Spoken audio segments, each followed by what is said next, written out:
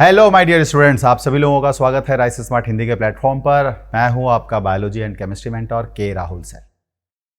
कल की क्लास हमने केमिस्ट्री इन एवरीडे लाइफ के कॉन्सेप्ट को काफ़ी डिटेल में समझा था।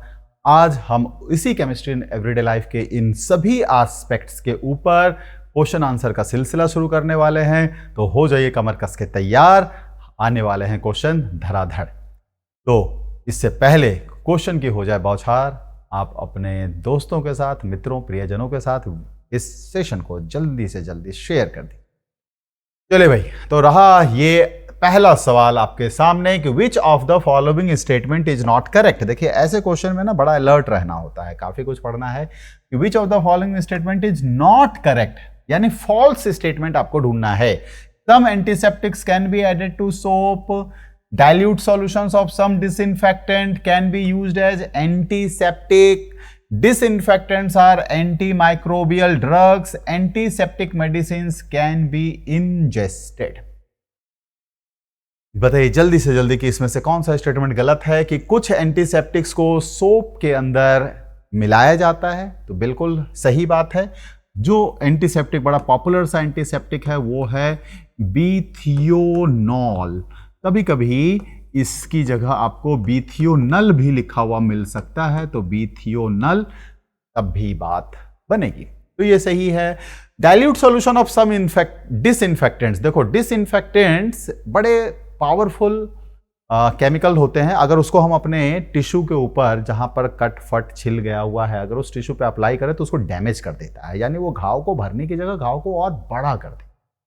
लेकिन जब उसको बहुत ज्यादा डाइल्यूट कर देते हैं तो उसकी पावर थोड़ी हो जाती है, थोड़ी क्या बहुत कम हो जाती है उसकी पावर, और उतने कम पावर वाले को हम एंटीसेप्टिक के तौर पे यूज कर सकते हैं। ये भी सही है। और डिसइंफेक्टेंट्स जो है एंटीमाइक्रोबियल ड्रग्स होते हैं, ठीक है, लेकिन एंटीसेप्टिक जो होते हैं नॉट इंजेस्टेड, यानी हम इसे नहीं खा सकते हैं, है ना। तो ये हमेशा हमारे शरीर के ऊपरी हिस्से में अप्लाई की जाती है, हम इसे खा नहीं सकते। तो ये जो लिखा है कैन बी इंजेस्टेड यानी खाई जा सकती है, ये कथन पूर्णतः गलत है। ठीक है, तो जिन लोगों ने भी ये आंसर किया बहुत बढ़िया। चलिए बढ़ते हैं आगे। अगला सवाल, compound which is added to soap to impart antiseptic properties is. देखिए पिछले क्वेश्चन पे आते हैं, जल्दी आ जा भाई। पिछले सवाल पे ये रहा। तो देखो मैंने कहा था यहां पे कि some antiseptics can be added to soap. जी हां, कि कुछ एंटीसेप्टिक को हम साबुन के साथ मिक्स करते हैं। उसका जो सबसे कॉमनली यूज है ऐसे एंटीसेप्टिक हैं वो है बीथियोनॉल या बीथियोनल। तो ये एग्जाम्पल अभी के अभी हमने देखा था। तो इसी के आधार पर ये हमारा सेकेंड क्वेश्चन है। तो किसी का भी आंसर गलत नहीं होना चाहिए, बिल्कुल भी गलत नहीं होना। ठीक है, तो बिल्कुल सही। तो सही आंसर हमारा क्या हो गया इसमें? डी। ठीक है, चलिए भाई next. Glycerol is added to soap, it functions as. Glycerol या ग्लिसरीन, इसको साबुन के साथ मिलाया जाता है, तो इसका कार्य क्या है? एज ए फिलर, यानी कि चलो कुछ ऐसे केमिकल जो कि एडिशनली मिला दिया जाता है जैसे झाग वाग लाने के लिए, तो उसको फिलर के तौर पे मानते हैं। टू इंक्रीज लेदरिंग, यानी झाग बढ़ाने के लिए। टू प्रिवेंट रैपिड ड्राइंग, यानी कि जो झाग बनते हैं साबुन के वो तुरंत सूख ना जाएं। टू मेक सोप ग्रेन्यूल्स, या फिर ये दानेदार साबुन बनाने में काम यूज होते हैं। ऐसे किस चीज में यूज किया जाता है? तो देखो जितने भी जैसे खासकर सेविंग क्रीम्स होती हैं, तो सेविंग क्रीम्स में ऐसे एक बनाए जाते हैं सोप से जिसमें झाग अच्छा हो और वो जल्दी ड्राई ना हो, तो उसमें ग्लिसरीन का इस्तेमाल ज़्यादा किया जाता है। तो ये हमारा ग्लिसरॉल जो मिलाया जाता है वो तेजी से साबुन को सूखने से रोकने के लिए मिलाया जाता है। ठीक है, तो to prevent rapid drying. Next, which is the correct statement about birth control pills? ये भी देखो केमिस्ट्री इन एवरीडे लाइफ में आता है ना। इसे हम कहते हैं anti fertility drugs. Chemistry in everyday life में हम ड्रग्स के बारे में भी बहुत सारी चीजें पढ़ते हैं। तो एंटी फर्टिलिटी ड्रग्स या बर्थ कंट्रोल पिल्स क्या है? Contains estrogen only, contains progesterone only, contain a mixture of estrogen and progesterone derivatives, progesterone enhances ovulation. देखो बर्थ कंट्रोल पिल्स यानी ऐसे मेडिसिन जिससे जो कह सकते हो परिवार नियोजन के लिए यूज किया जाता है, जिससे कि गर्भ ना ठहरे। तो ऑब्वियसली ये ओव्यूलेशन बढ़ाने वाली प्रक्रिया ये तो होगी नहीं। जल्दी से बताइए सही आंसर। तो contains a mixture of estrogen and progesterone derivative, ये क्या करता है, ओव्यूलेशन के प्रोसेस को यानी अंडोत्सर्ग की प्रक्रिया को थोड़ा सा कम कर देता है, रोक देता है। What do you call the type of drugs that mimic the natural messenger by switching on the receptor? आप ऐसे मेडिसिन को क्या कहेंगे, ऐसे ड्रग्स को क्या कहेंगे जो हमारे शरीर में बनने वाले प्राकृतिक मैसेंजर जो होते हैं यानी संदेशवाहक, उसके एब्सेंस में उसका काम करते हैं। मिमिक करना मतलब क्या है? देखो मिमिक्री क्या करता है, जैसे मिमिक्री आर्टिस्ट जो होता है वो दूसरों की आवाज निकालता है, नहीं तो वैसा ही है। तो ये क्या है, मिमिक्री का मतलब यहां पर यह है कि जो काम करना चाहिए था उस नेचुरल केमिकल मैसेंजर को, उसकी जगह काम कर रहा है ये बेचारा आर्टिफिशियल केमिकल मैसेंजर। तो ऐसे को हम क्या कहते हैं, तो इसे हम कहते हैं एगोनिस्ट। ठीक है, एक एगोनिस्ट कहा जाता है। लेकिन ऐसे सिंथेटिक केमिकल मैसेंजर जो नेचुरल केमिकल मैसेंजर के काम में टांग अड़ाते हैं, हम उसे कहते हैं एगोनिस्ट, है ना। जो सपोर्ट करता है एगोनिस्ट, और जो उसका विरोध करता है उसे एंटागोनिस्ट। इसलिए इसको हिंदी में हम विरोधी भी कहते हैं। ठीक है, चलिए, why do you call the drugs that bind to the receptor site and inhibit its natural function? अभी अभी हमने इसकी चर्चा की। उस ड्रग को आप क्या कहेंगे जो रिसेप्टर यानी ग्राही के साथ जुड़ जाता है और वह प्राकृतिक नेचुरल मैसेंजर का जो प्राकृतिक कार्य है उसमें अवरोध उत्पन्न करता है, हम उसे क्या कहते हैं? अभी अभी हमने देखा, उसको हम कहते हैं विरोधी या फिर एंटागोनिस्ट। ठीक है, तो ये हमारा इसका सही answer. Next, which statement about aspirin is not true? Aspirin के बारे में कौन सा कथन सत्य नहीं है? Aspirin belongs to narcotic analgesics, यही कथन गलत है। जी हाँ, एस्पिरिन एक एनाल्जेसिक है यानी एक पेन किलर, एक दर्दनाशी या पीड़ाहारी दवा है, लेकिन ये नॉन नार्कोटिक होता है। ये एस्पिरिन क्या है? Non narcotic. नार्कोटिक का मतलब हुआ ऐसे ड्रग्स से जिसका सेवन अगर हम करते हैं तो धीरे धीरे हम उसके आदी हो जाते हैं, या फिर कह लो हमें उसकी लत लग जाती है। फिर न गाना गाना मुझे तो तेरी लत लत लत लग गई, लत लग जाती है यानी हमें उसकी एडिक्शन हो जाती है, उसको कहते हैं नार्कोटिक। तो एस्पिरिन का हमें लत नहीं लगता, हम इसके एडिक्शन में नहीं आते, तो ये है नॉन नार्कोटिक। बाकी कहता है it is effective in relieving pain, obviously ये एक पेन किलर है तो इससे पेन में, दर्द में राहत तो मिलेगा। It has anti blood clotting action, ये कथन भी सही है। ठीक है, तो एस्पिरिन जो है ये ब्लड डाइल्यूएंट के तौर पे भी काम करता है, जिसको ब्लड थिनर भी कह सकते हैं। ये हमारे खून को थोड़ा पतला कर देता है।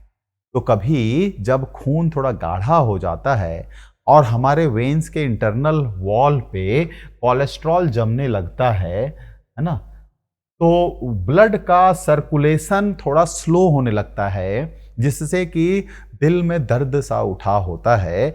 और दिल में दर्द जब उठता है तो वह पहला अवस्था माना जाता है जब हार्ट अटैक होगा, है ना, हृदयाघात का।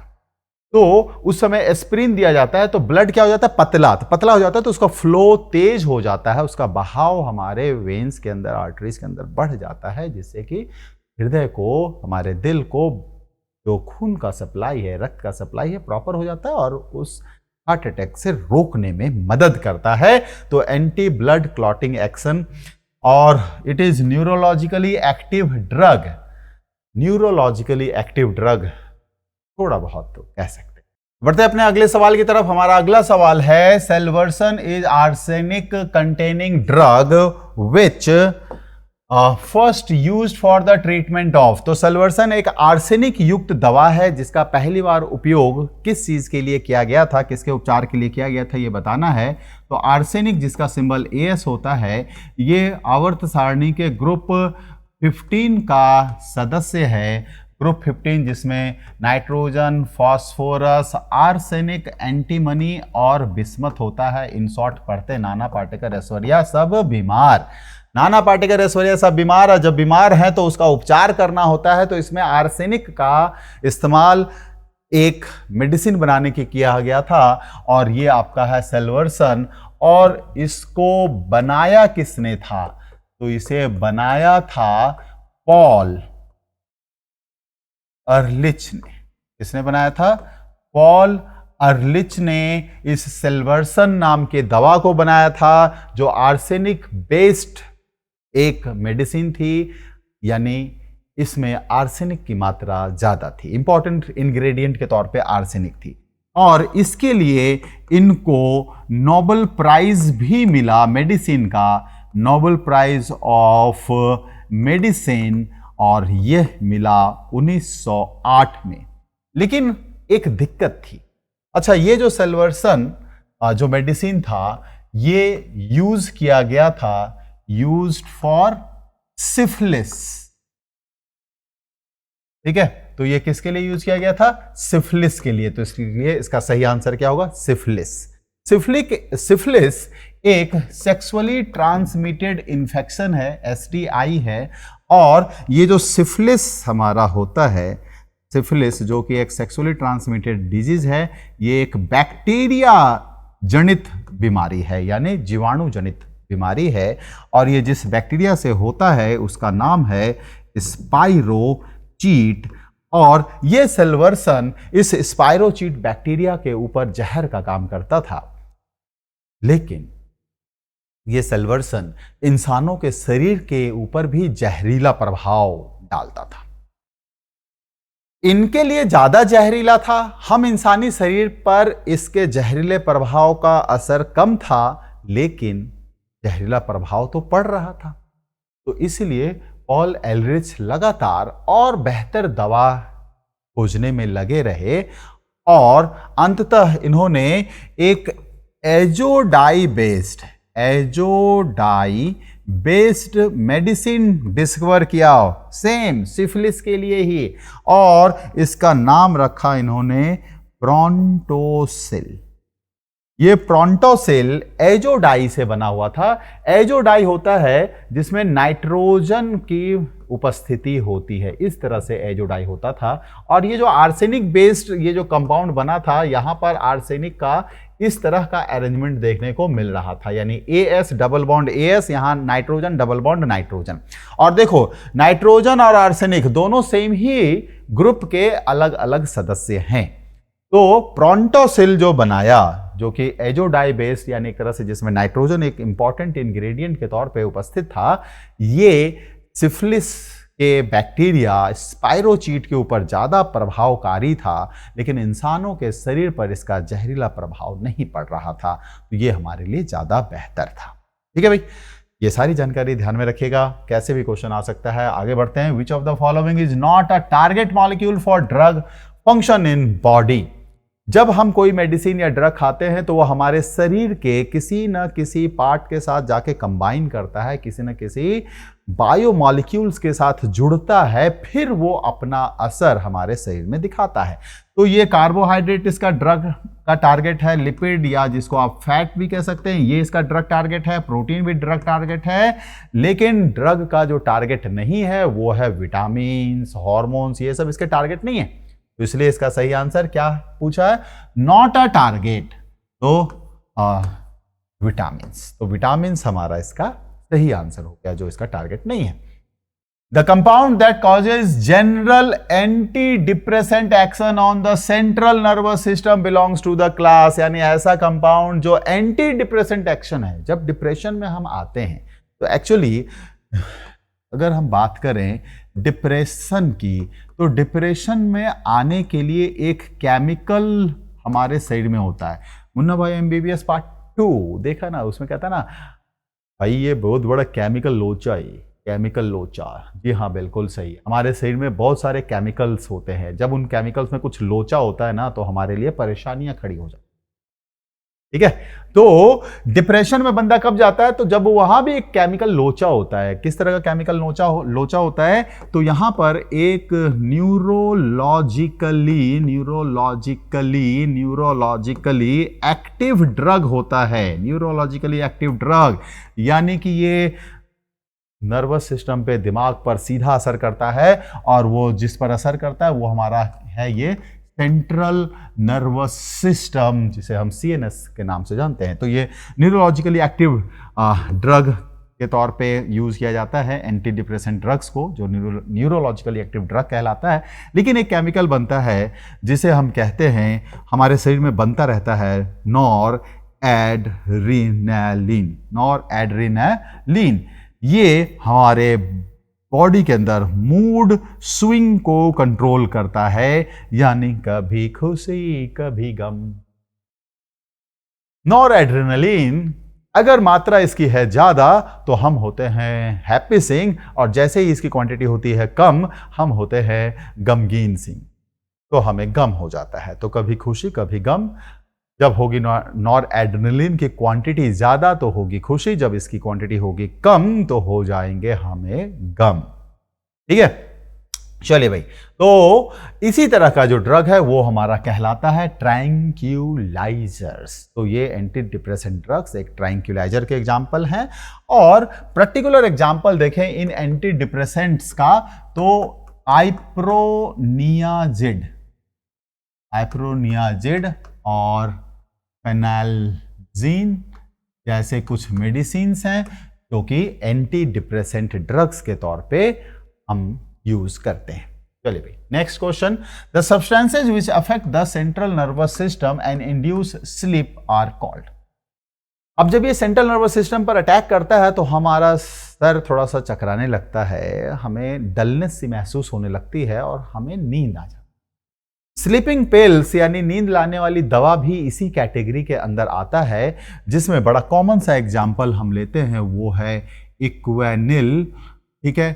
और अगर हम देखें तो बारबाट्यूरेट्स, ठीक है, बारबाट्यूरिक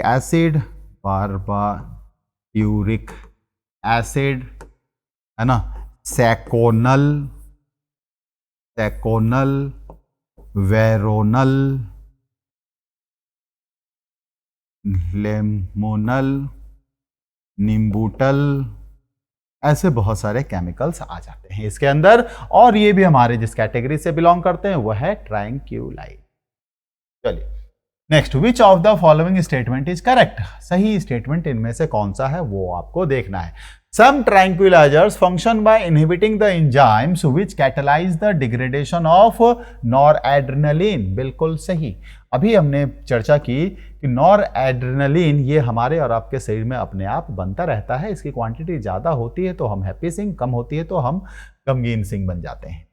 तो ये जो हम ट्रैंक्विलाइजर खाते हैं तो ये ऐसे मैकेनिज्म को रोक देता है जो नॉरएड्रेनालिन का डिग्रेडेशन कर रहा था, इसको तोड़ रहा था। ये ड्रग उस या ट्रैंक्विलाइजर उस मैकेनिज्म को रोक देता है।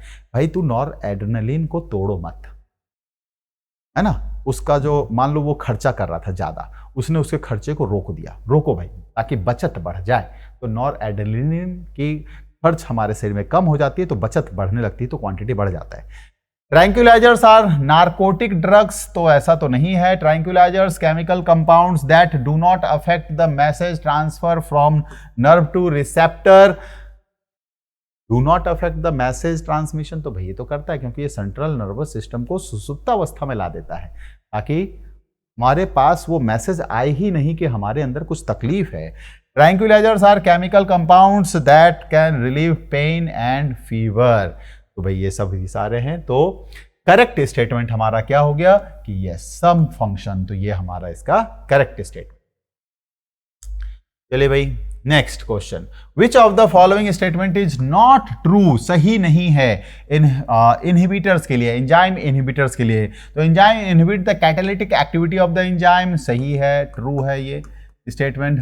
Prevent the binding of substrate, ये भी ट्रू है कि सबस्ट्रेट यानी कि क्रियाधार को एंजाइम के सक्रिय सतह के साथ जुड़ने से रोकता है। जब ये रोकता है तो फिर उस क्रियाधार यानी उस सबस्ट्रेट के ऊपर एंजाइम का एक्शन नहीं हो पाता। Generally, a strong covalent bond is formed between an inhibitors and enzymes. ये कुछ हद तक सही नहीं है। Inhibitors can be competitive और non-competitive, true है, बिल्कुल सही। Inhibitors को हम competitive inhibitors और non-competitive यानी स्पर्धी संदमक और अस्पर्धी संदमक के रूप में बांटते हैं।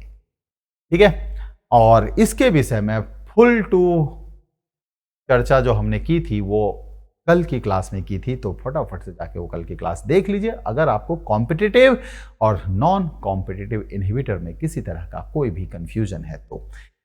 ठीक है भाई, तो सही आंसर इसका हमारा होना है सी, गलत है ये। जब डी लगा हुआ है ऑप्शन तो सही आंसर इसका हमारा सी है। वेरी गुड, चलिए बढ़ते हैं अगले क्वेश्चन में। The insecticide gammexane is a formulation for. Gammexane, किसान भाई बंधु या आप में से कोई ऐसा है जो शौकिया तौर पर भी अगर बागवानी करते होंगे, है ना, तो गैमेक्सिन के नाम से परिचित होंगे। ये एक पेस्टिसाइड, इंसेक्टिसाइड के तौर पे हमारे किसान भाई बंधु या जो भी शौकिया तौर पर भी छोटा मोटा अपना गार्डनिंग करते हैं उसको पता है, तो ये यूज किया जाता है।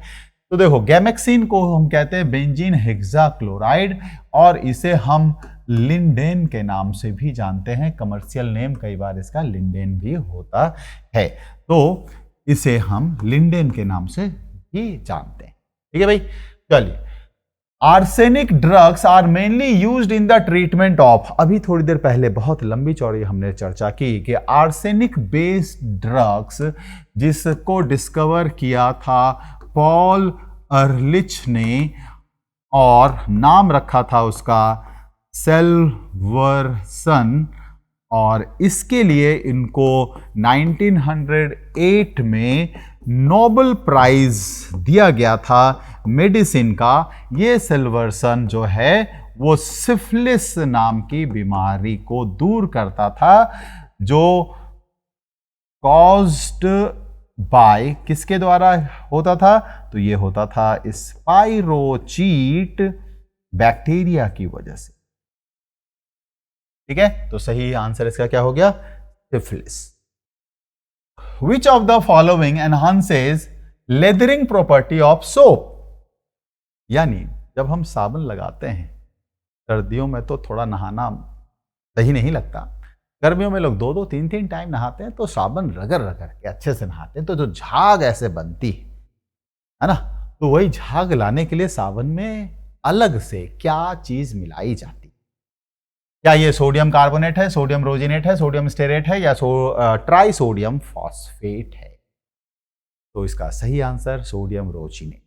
इसे एज ए फिलर, यानी इसमें मतलब ये कोई काम नहीं, साफ सफाई इस सब में नहीं मदद कर रहा है। फिलर मतलब चलो जरूरत नहीं थी डाल दिया, तो एज ए फिलर इसको यूज करते हैं सिर्फ झाग बनाने की, ताकि लोग बाग, कई बच्चे देखो झाग के साथ है, हाथ में झाग बना लेंगे, बुलबुले बना लेंगे, उसके साथ है जो खेलते है ना, सर पे झाग का टोपी बना लेंगे, कुछ कुछ ऐसा, तो बच्चों को थोड़ा सा अच्छा लगता है खेलना, इसलिए। चलिए, which of the following chemicals can be added for sweetening of food items at cooking temperature and does not provide calories. इनमें से कौन सा एक सिंथेटिक आर्टिफिशियल स्वीटनिंग एजेंट है, यानी एक कृत्रिम मधुरक है, जिसे हम कुकिंग टेम्परेचर पर यानी खीर वीर बनाना है तो उसके लिए यूज कर सकते हैं। ठीक है, लेकिन एक और कंडीशन अप्लाई है कि इससे हमारे को कैलोरी नहीं मिलनी चाहिए, कैलोरी नहीं मिलनी चाहिए। तो देखो, सुक्रोज और ग्लूकोज ये दोनों नेचुरल हैं, सिंथेटिक नहीं हैं, और नेचुरल हैं तो ये क्या करते हैं, ये प्रोवाइड कैलोरी, ये हमारे शरीर में कैलोरी देते हैं। तो इसने तो कहा था डज नॉट प्रोवाइड कैलोरी, इसलिए ये दोनों ऑप्शन गायब हो गए। और ये जो दोनों है, अगर हम बात करें, ये आर्टिफिशियल है, आर्टिफिशियल है, तो ये क्या होगा, डज नॉट प्रोवाइड कैलोरी। तो भाई अब 50-50 हो गया है, दो ऑप्शन हमारे हट गए बिकॉज ये नेचुरल स्वीटनर्स हैं और ये हमारे बॉडी में कैलोरी प्रोवाइड करते हैं। तो इस क्वेश्चन का एक सेगमेंट था डज नॉट प्रोवाइड कैलोरी, तो ये दोनों तो हट गए, लेकिन इसमें ये दोनों आ गए। बट अब एक चीज यहां और है, एट कुकिंग टेम्परेचर, तो फिर ये कट जाएगा। एस्पार्टेम जो है ये बहुत ही मतलब ये सिर्फ कोल्ड ड्रिंक्स और कोल्ड फूड्स के लिए यूज होता है, लाइक आइसक्रीम है ना, क्योंकि एस्पार्टेम जो 100 से 200 गुना ज्यादा मीठा होता है नॉर्मल सुक्रोज से, ये कुकिंग टेम्परेचर पर अनस्टेबल होता है। यानी जैसे ही इसको हीट करेंगे 100 डिग्री के आसपास तापमान जैसे पहुंचने को होगा, इस केमिकल का डिकम्पोजिशन हो जाएगा और जब केमिकल टूट जाएगा तो इसकी मिठास का जो गुण है वो भी टूट जाएगा, खत्म हो जाएगा, फिर तो मीठा रहेगा ही नहीं। इसलिए एस्पार्टेम का इस्तेमाल जो उपयोग किया जाता है वो सिर्फ कोल्ड ड्रिंक्स, कोल्ड फूड्स, ऐसे लो टेम्परेचर पर वाले के लिए किया जाता है। और सुक्रोलोज जो कि लगभग 150 गुना ज्यादा मीठा होता है नॉर्मल चीनी से, तो उसका इस्तेमाल कुकिंग टेम्परेचर पर किया जाता है, डायबिटिक पेशेंट को भी दिया जाता है। ठीक है, विच of the following medicine is required against malaria. Malaria जो होता है इसके द्वारा होता है, कॉज्ड बाय, अरे भाई मच्छर के द्वारा नहीं होता, मच्छर के काटने से मलेरिया फैलता है, होता है किसके द्वारा, प्लाज्मोडियम के द्वारा, प्लाज्मोडियम के द्वारा, है ना। तो ये प्लाज्मोडियम के द्वारा होता है जो कि एक प्रोटोजोआ है, ठीक है, और स्प्रेड बाय किसके द्वारा, तो फीमेल एनोफिलीज मॉस्क्वीटो के द्वारा। ठीक है, तो फीमेल एनोफिलीज मॉस्किटो यानी कि मादा एनोफिलीज मच्छर के द्वारा ये फैलता है। एक प्रोटोजोआ है प्लाज्मोडियम जो कि बहुत ही छोटा है, सूक्ष्म है, हमें खुली आंखों से दिखता भी नहीं है, उसकी वजह से ये मलेरिया होता है। ठीक है, तो अब कौन सी दवा इसके लिए यूज करते हैं, तो ये है क्लोरोक्विन मलेरिया के लिए यूज किया जाता है।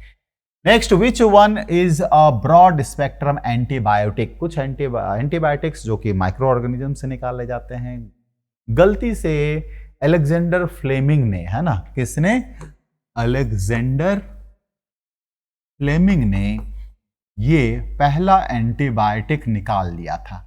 ठीक है, तो अलेक्जेंडर फ्लेमिंग ने तो ये फर्स्ट एंटीबायोटिक निकाल लिया था। कहां से निकाला था, तो फ्रॉम पेनिसिलियम नोटेटम नाम के फंगस से गलती से इनको मिला था। और इस गलती का प्राइज इनको ये मिला कि इन्हें नोबेल प्राइज दिया गया मेडिसिन का, और ये दिया गया 1945 में। और उसी समय H.W.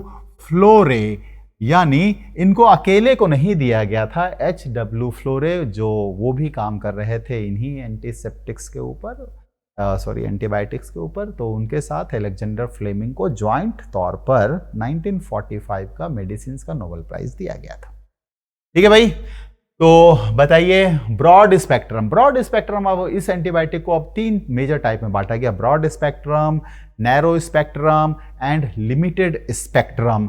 जहां इस स्पेक्ट्रम का मतलब है कि range of micro organisms on which it will act। ठीक है, जिस पर यह कार्य करेगा, जिस पर वो एक्ट करेगा। अगर बहुत ज्यादा माइक्रो ऑर्गेनिजम्स के ऊपर काम कर रहा है तो ब्रॉड स्पेक्ट्रम, कुछ बहुत कम पे काम कर रहा है तो लिमिटेड स्पेक्ट्रम, इक्का दुक्का पे काम कर रहा है, नैरो स्पेक्ट्रम अगर कम पे काम कर रहा है, अगर इक्का दुक्का पे काम कर रहा है तो लिमिटेड स्पेक्ट्रम। ठीक है, तो क्लोरोएम्फेनिकॉल, ठीक है, जिसका इस्तेमाल टाइफॉइड, यूरिनरी इन्फेक्शन जैसे बीमारियों में, और मेनिनजाइटिस नाम की बीमारी में। मेनिनजाइटिस जिसे हम दिमागी बुखार के नाम से जानते हैं, तो इसकी वजह से क्या होता है, ये इन सबों में एज एन एंटीबायोटिक दिया जाता है। क्लोराम्फेनिकॉल को 1947 में आइसोलेट या ये कह लो प्रिपेयर किया गया था, सिंथेटिक है, और ये ब्रॉड स्पेक्ट्रम एंटीबायोटिक के अंदर आता है। चलिए भाई नेक्स्ट, एस्पिरिन इज ए और एन। एस्पिरिन क्या है? तो अभी कुछ देर पहले भी एक क्वेश्चन आया था जहां एस्पिरिन की बात की थी कि एस्पिरिन के विषय में कौन सा कथन सत्य नहीं था। तो हमने वहां देखा था एस्पिरिन एक एंटी एनाल्जेसिक है, यानी कि दर्दनाशी है। ये एक ब्लड डाइल्यूएंट है, यानी हार्ट अटैक प्रिवेंट करने में मदद करता है। खासकर ब्लड भी कहीं अगर हमारे वेन्स के अंदर कहीं क्लॉट हो रहा है तो उस क्लॉट को हटाने में भी मदद करता है। और ये एंटीपायरेटिक भी यूज कर सकते हैं, कभी कभी फीवर कम करने के लिए भी यूज होता है। लेकिन जो इसका मेन, अब यहाँ पर अगर हम देखें तो फिर ये हमारा क्या बनेगा, एंटीपायरेटिक। तो analgesic, antipyretic and blood diluent, ये तीन फंक्शन है जो एस्पिरिन हमारा करता है। तो है ना, तो एस्पिरिन क्या है, ये हमारा एनाल्जेसिक भी है। एनाल्जेसिक किस तरह का, नॉन नार्कोटिक, यानी एस्पिरिन खाने से हमें एडिक्शन नहीं होता। दूसरा ये काम क्या है, एंटीपायरेटिक। एंटीपायरेटिक मतलब ज्वरनाशी, यानी हमारे शरीर में जब फीवर होता है, टेम्परेचर बढ़ जाता है, उसको कम करता है। और तीसरा काम इसका है ब्लड डाइल्यूएंट का। ब्लड डाइल्यूएंट इसलिए इसका यूज जो है हार्ट अटैक प्रिवेंट करने के लिए भी किया जाता है। किस चीज के लिए किया जाता है, हार्ट अटैक को प्रिवेंट करने के लिए। चलिए बहुत ही बढ़िया। Next, substances used for bringing down temperature in high fever are called. जब हाई फीवर होता है और टेम्परेचर कम करता है तो एंटीपायरेटिक, हमने अभी अभी चर्चा की। नेक्स्ट क्वेश्चन भाई, a substance which can act both as an antiseptic and disinfectant. अभी कुछ देर पहले भी क्वेश्चन आया था, वहां पर एक सेंटेंस था कि जब डिसइंफेक्टेंट को बहुत ज्यादा डाइल्यूट कर देते हैं तो वो एंटीसेप्टिक की तरह काम कर सकता है। सबके साथ नहीं है, लेकिन कुछ एक ऐसे जरूर है, और उस कुछ एक में हमारा एग्जाम्पल है फेनॉल। कॉन्सेंट्रेशन अगर इसका हाई है, यानी कि 1% और अबव, तो ये डिसइंफेक्टेंट है, ठीक है। और अगर ये 0.1% है, तो 0.1% में ये क्या है, ये एंटीसेप्टिक की तरह काम करता है, ठीक है भाई। तो 0.1% देखो बहुत कम, और 1% ये भी ज्यादा नहीं है, लेकिन 1% भी 0.1 के हिसाब से देखा जाए तो 10 गुना ज्यादा पावरफुल, ताकतवर। ऐसे को अगर लगा दिया आपने टिश्यू, डैमेज टिश्यू पे, तो वो उसको ठीक नहीं करेगा, उस डैमेज टिश्यू को और ज्यादा डैमेज कर देगा, यानी उसको और ज्यादा घाव को खतरनाक बना देगा।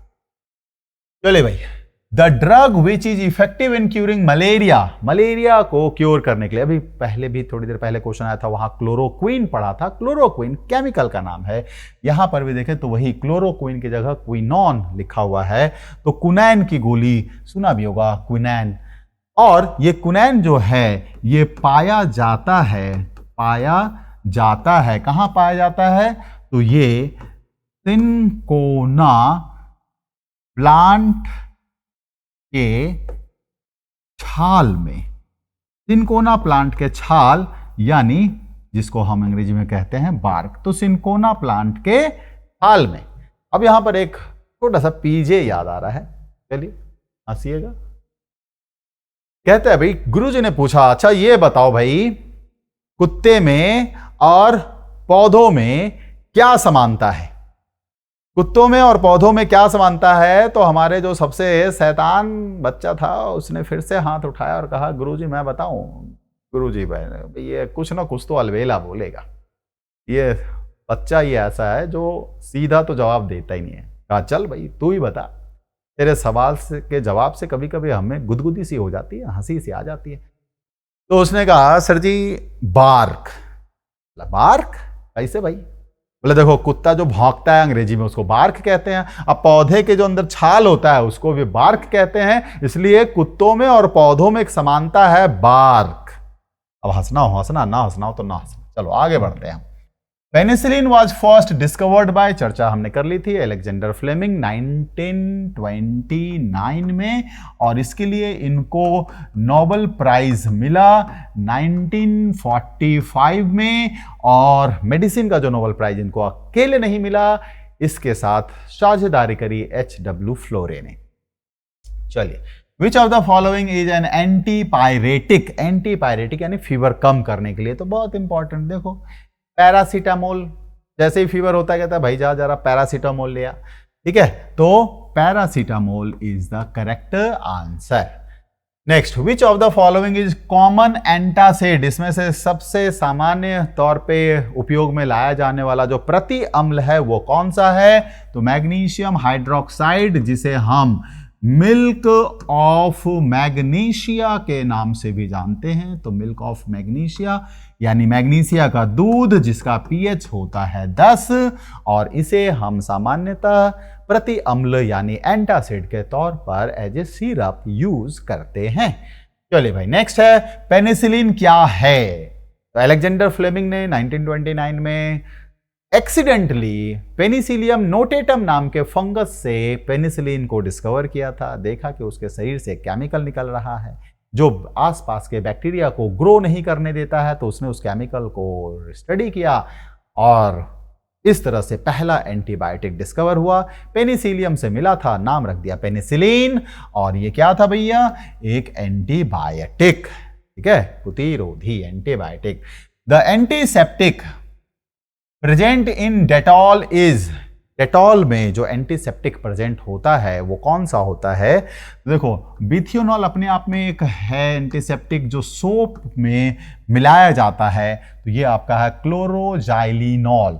तो इस डेटॉल के अंदर 2 एंटीसेप्टिक ऐसे मिलाए जाते हैं, जिसमें से एक आपका क्लोरोजाइलिनॉल हो गया और दूसरा आपका है टर्पेनियोल, ठीक है, तो टर्पेनियोल। तो क्लोरोजाइलिनॉल एंड टर्पेनियोल याद रख लीजिएगा। ये क्वेश्चन क्लोरोजाइलिनॉल ऑप्शन दिया हुआ था, अगली बार हो सकता है कोई ऐसा क्वेश्चन आए जहां क्लोरोजाइलिनॉल की जगह टर्पेनियोल दिया हो, तो आपका आंसर वो बनेगा, ठीक है। चलिए भाई, तो अगला सवाल अब हमारा है, the insecticide gammexane is the formulation of, तो हमने अभी देखा था कि ये हमारा बेंजीन हेक्साक्लोराइड है, ठीक है।